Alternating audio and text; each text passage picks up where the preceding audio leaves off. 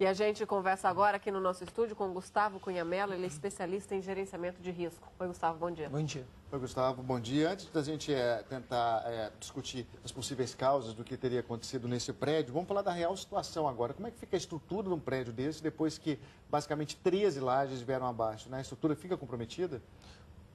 Tem que ter uma análise, tem que ter um laudo de engenharia, mas muito provavelmente fica, pelas imagens que eu vi, muito improvável não ter que demolir o prédio. Gustavo, como a laje interna no meio do edifício cai, do 13º andar ao térreo, e o prédio todo não vem abaixo, pela sua experiência, você já tinha visto isso acontecer antes? Bom dia para você. Bom dia, Ana Paula. Não, já aconteceu sim, em obras de engenharia, não em prédios já prontos, mas em obras de engenharia. Ele é um prédio mais horizontal, né? Ele tem outras partes que sustentaram a estrutura dele e que muito provavelmente uma laje é quase que como um grande quebra-cabeça. Um pedacinho da estrutura foi afetado e aquela coluna, aquele peso que se sustentava naquela parte que ruiu. E o restante da estrutura manteve intacto, por isso o prédio não desabou por completo.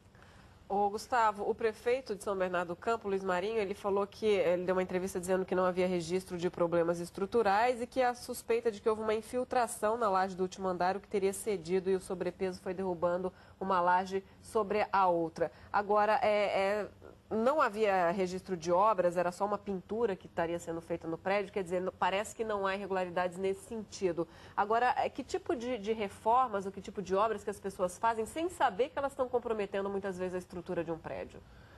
Olha, as pessoas fazem obras, não convidam engenheiros para participar, não contratam engenheiros para participar e acham que reformas, sobretudo em apartamentos, por exemplo, a pessoa se muda, chama um arquiteto, quebra o apartamento inteiro, depois vai lá e acha que não está afetando a estrutura, que é uma pequena obra, etc. Acontece que, por exemplo, as paredes coladas ao elevador do prédio, o apartamento muitas vezes tem uma parede que é vizinha ao elevador. A caixa do elevador é estruturante.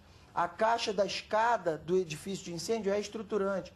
Quando o vão é muito amplo, às vezes, em alguns edifícios, a própria fachada é estruturante.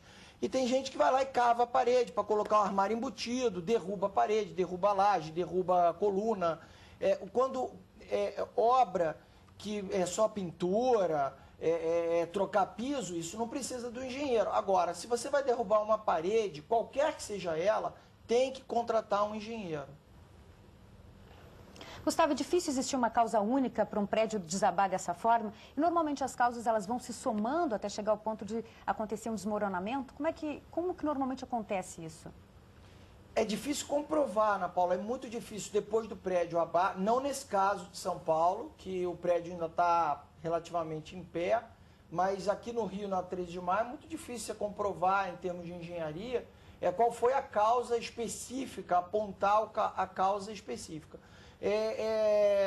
Por exemplo, como num jogo de blocos, né, aquele Jenga, você faz uma reforma, o outro faz outra reforma, o outro andar faz outra reforma e assim se sucedem. O último a fazer a reforma desabou o edifício. Então, quer dizer, pode ser uma única reforma derrubar um prédio? Pode. Como pode ser um conjunto de obras ao longo de um tempo que vão mudando a estrutura de tal forma que o prédio não se sustenta.